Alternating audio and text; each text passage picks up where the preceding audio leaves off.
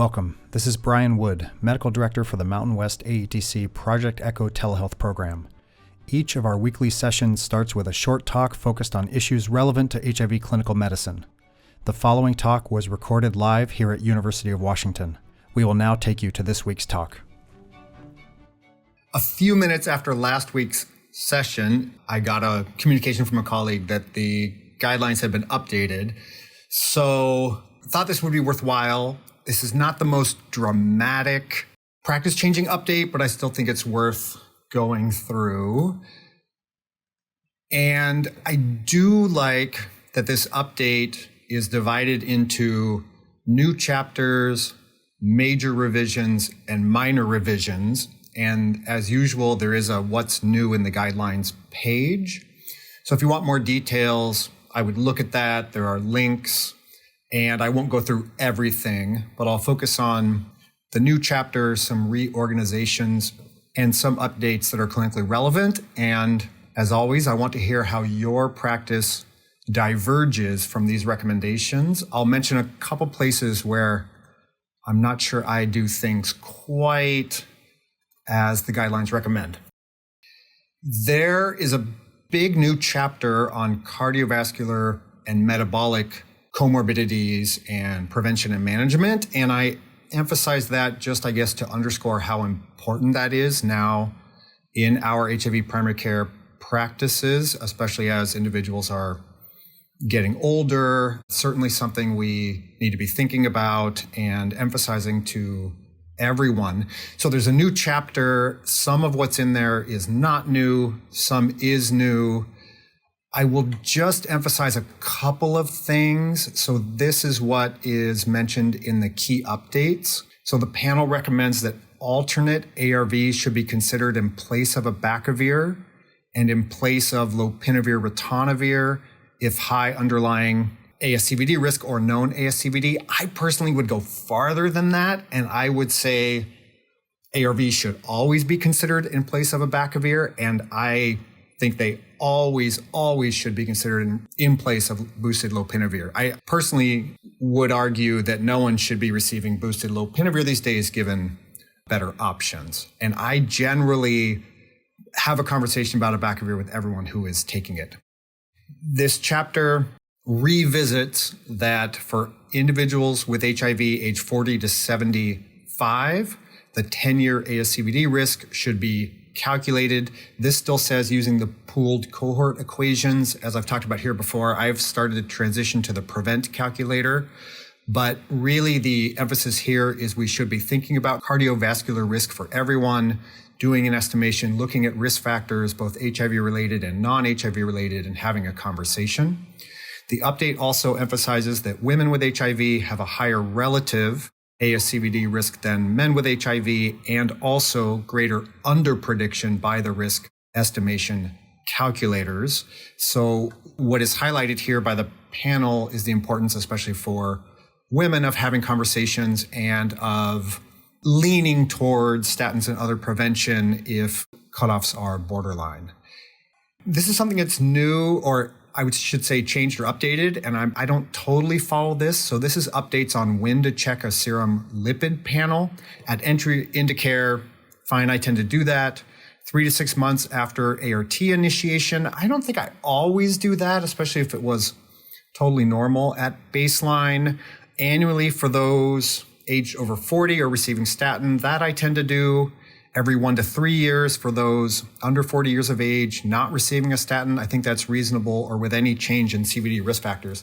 So this is a lot of lipid screening. I think I largely do this, maybe not quite as frequently right at the outset. Maybe I should be. I'd be curious what you are doing, but this was an update I thought worth mentioning.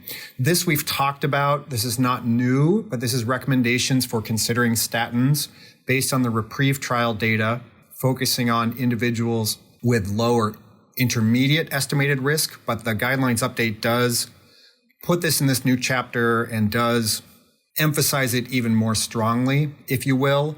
So a reminder that for individuals age 40 to 75 with estimated risk score between 5 and 20%, it is a strong recommendation for a statin.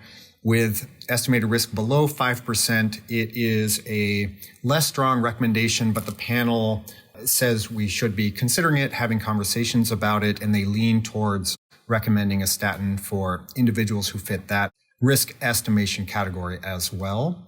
And then, as we've talked about, this is a really hot topic and topic that comes up a lot in clinic. And these guidelines have now been updated in line with the IAS USA guidelines. They emphasize that ART initiation should not be delayed due to concerns for weight gain. ART should not be interrupted or discontinued due to weight gain, and specific ARVs should not be selected to prevent or reduce weight gain. Available evidence suggests this strategy is ineffective. That the best evidence for that we talked about from the IAS USA conference, from the Do It trial. I think overall what this underscores for me is that in general, other factors are more important when thinking about weight and metabolic comorbidities than the specific antiretrovirals.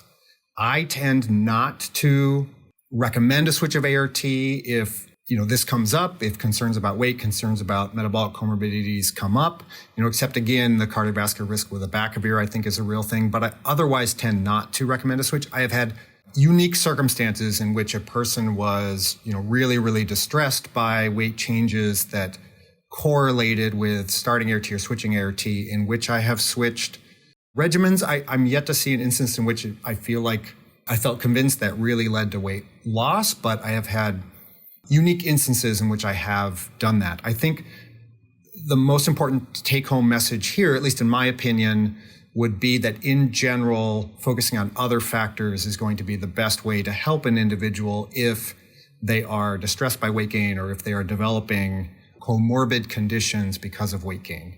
Definitely, to this third bullet point, providers should include weight monitoring and counseling on strategies for weight control as part of comprehensive care. I think that is certainly clear.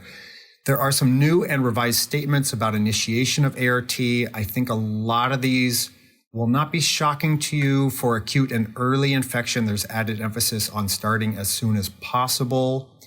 This was new, the considerations for starting initial ART, so first ever regimen in the hospital, if a person has a new diagnosis during a hospital admission or has never started ART and they're admitted to the hospital.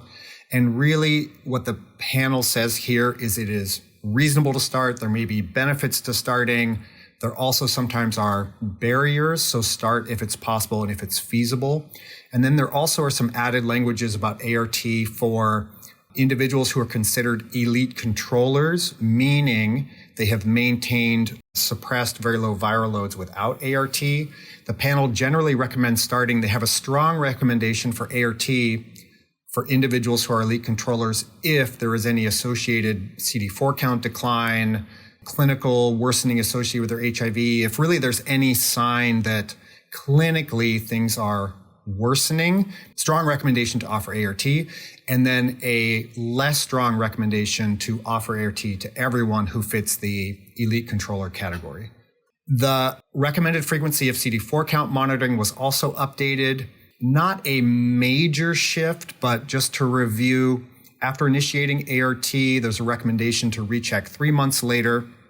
And then for individuals who achieve virologic suppression and a CD4 count above 300, so during the first 1 to 2 years, the panel recommends checking every 6 months. After that, rechecking is optional. And I do very much agree with this for individuals who fit this category. I tend not to recheck the CD4. The update was individuals who don't achieve a CD4 count under 300. The panel recommends a recheck every 3 to 4 months. I think that's kind of an individualized case-by-case decision. If someone has a suppressed viral load, it's been suppressed for a long time, their CD4 count is below 300, I do not check this frequently because I don't think it leads to any changes in clinical management, but there might be instances in which that is not the case and rechecking CD4 is appropriate. And then this is the recommendation after changing ART due to virologic failure. So I would say only small shifts. There were some other lab testing updates. When to include an integrase resistance test at baseline.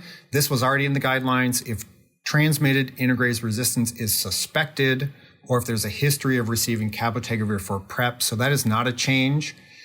The panel has added if there's any history of integrase inhibitor use for PEP because of the shifts in the PEP recommendations and clinical practice around PEP, now generally using an integrase inhibitor. When to include an integrase resistance test at treatment failure, the panel added this note to the standard statement. If history of integrase inhibitor use for treatment, what they added was or prevention. And then this Hep B serology panel, what they added was check at entry into care. Certainly, I think we all should be doing that and vaccinating if non-immune. They added plus repeat the panel if switching off TAF or off TDF, and the previous panel showed that they were non-immune. I don't know that I've always done this, especially if there's a recent serology panel, but I think the emphasis here is really think about Hep B before recommending or prescribing a switch off of TAF or TDF. Think about it. Think if the individual is protected. Think about if they need vaccination. Think about their risk of reactivation or acquisition of hepatitis B. And then on that same front, the panel added some notes about hepatitis B reactivation. This is becoming more and more relevant as more and more people switch to regimens that avoid TAF and TDF. So what the panel has added here is Hep B reactivation has been reported for individuals with HIV with prior exposure, meaning a positive core antibody, when Hep B active agents are withdrawn. So again, when TAF or TDF are stopped in favor of a switch to cabotegravir, rilpivirine, or other two-drug options. However, regardless of surface antibody level, individuals with prior Hep B exposure are at low risk for reactivation. So monitoring is considered a safe and effective way to watch out for Hep B reactivation. What I take from this is if a person has a positive core antibody, let's say an isolated positive core antibody, the risk of Hep B reactivation is not zero, but it is quite low. So it would be reasonable to make the switch if they would benefit from the two-drug therapy option. But after the switch, remember that if transaminases go up, if there's any other clinical change, the risk of Hep B reactivation is not zero. So it's worth checking a Hep B DNA level in that scenario. There was a reorganization to this section, now titled Suboptimal CD4 Recovery Despite Virologic Suppression. Previously, it was called Poor CD4 Count Recovery and Inflammation or something to that effect, and they've moved the section about inflammation, changed some of the wording here to suboptimal CD4 recovery. I think we might get into a more detailed discussion related to one of the cases today, but these are the points that the guidelines panel makes. Updated evidence do show that suboptimal CD4 recovery can be associated with increased risk of AIDS and non-AIDS events like AIDS and non-AIDS related cancers. We can talk more during the session about certain co-infections and coexisting conditions that might affect the likelihood of CD4 recovery.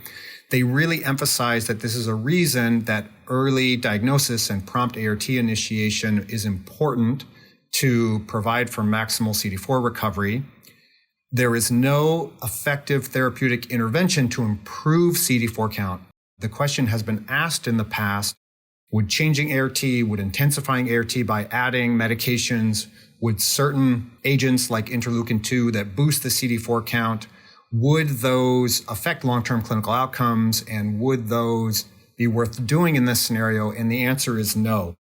With changing ART or intensifying ART, it doesn't tend to make a difference for the CD4 count.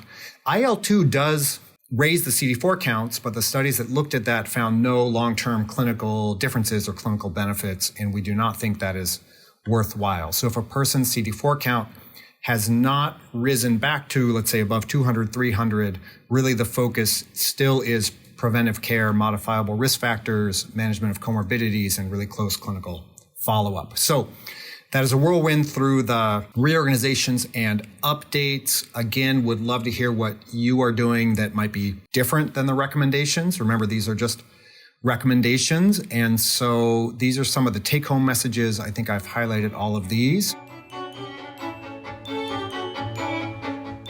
Thank you for watching this edition of the Mountain West AETC Project Echo Didactic Series. If you like this talk, please click the red subscribe button and please check out other talks in our series. Until next time, this is Brian Wood, Medical Director, signing off.